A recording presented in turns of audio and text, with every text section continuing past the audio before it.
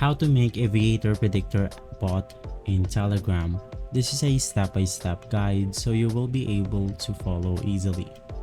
Now basically you want to head over to your browser right here and you want to search for Aviator Predictor bot. You can just head over to the website called GitHub, and once inside GitHub, basically you want to go ahead and look for this specific post right here, which is Aviator/Predictor app. You want to scroll all the way down and you want to click on the get bot option.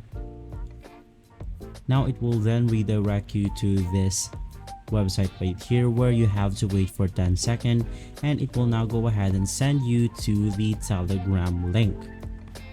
Now just go ahead and wait for this specific process to finish, and now we will be taken to this pop-up page right here. And so basically right after, you will then be taken to the Telegram page where you can just go ahead and click on the get bot option. Now due to security reasons, I will not be showing you the Telegram application itself.